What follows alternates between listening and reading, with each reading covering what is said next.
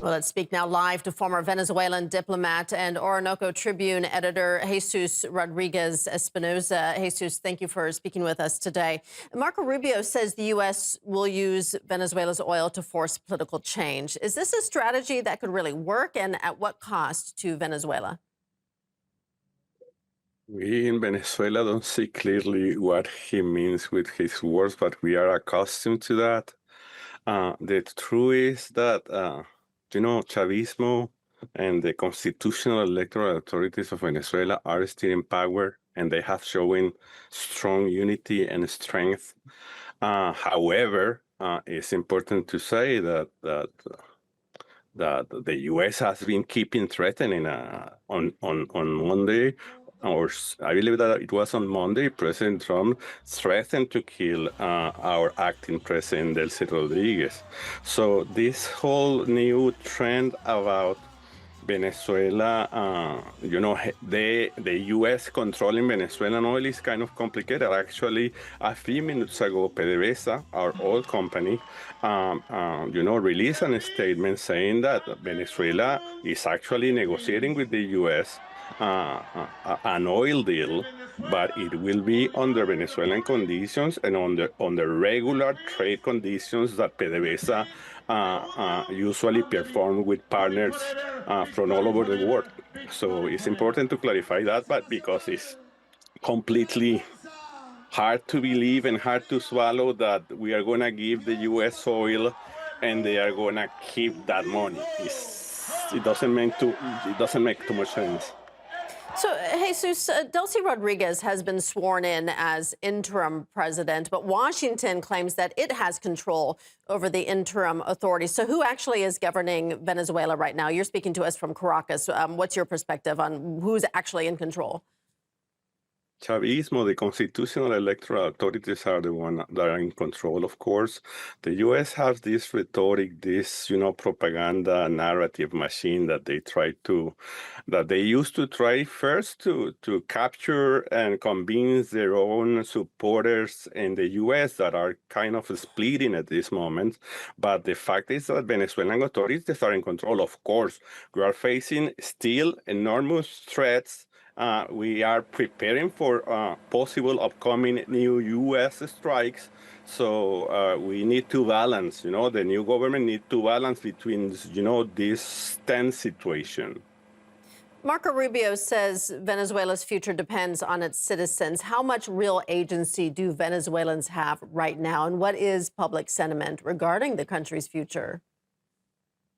Yes, and that's absolutely true. I mean, the force behind Chavismo, the force behind our elected authorities is the Chavista people, is the Venezuelan people that is the majority of Venezuelans. And that majority has been joined in recent years by opposition supporters that were disgusted by the U.S. attack and all that, and the kidnapping of President Maduro and the violation of our sovereignty. So it's absolutely right. And Chavismo is a grassroots force that is the real protagonist of the political scenario in Venezuela. So in that sense, what was said is absolutely right. The U.S. says it controls Venezuelan oil revenues under sanctions. How legitimate is this under international law? Yes, first it's impossible for them to control that revenue, and of course, if we go to international law, that's absolutely impossible. I mean, it's in violation of the international law. No country can do things like that unless there is a UN Security Council resolution or something of the kind approved by all the members of the Security Council, like was explained a few minutes ago by your correspondent in Caracas. So the U.S. also claims this is done in Venezuelans' interests. Do you believe that?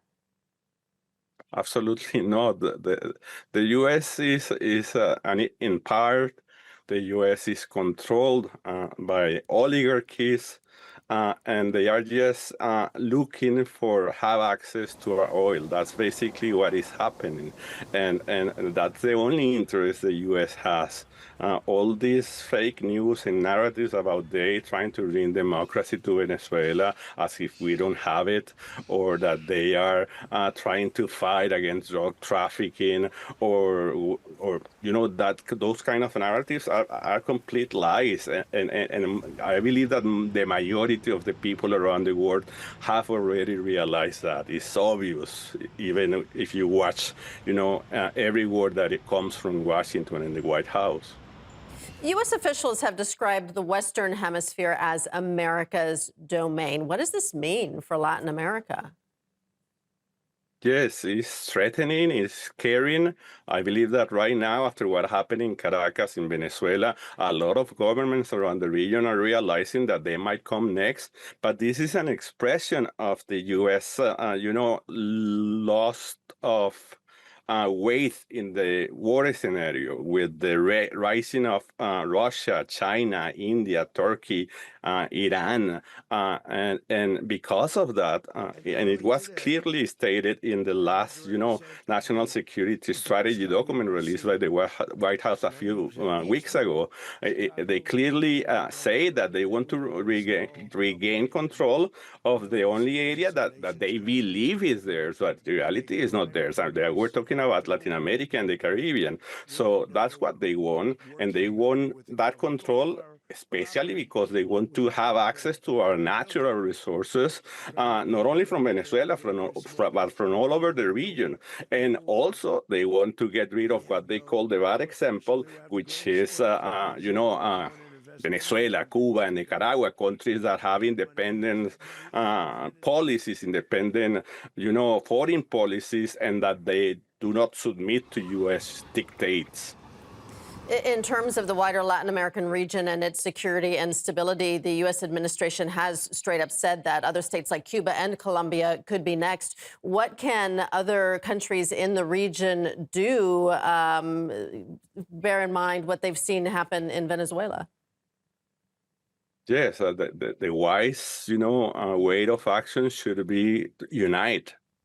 But the reality is that, like in many other regions of the world, the U.S. have, puppet, bootlicking governments, also here in Latin America, that will do whatever Washington asks them to do. And there is another bunch of governments in the region that are scared because they might get, also attacked or invaded by the U.S.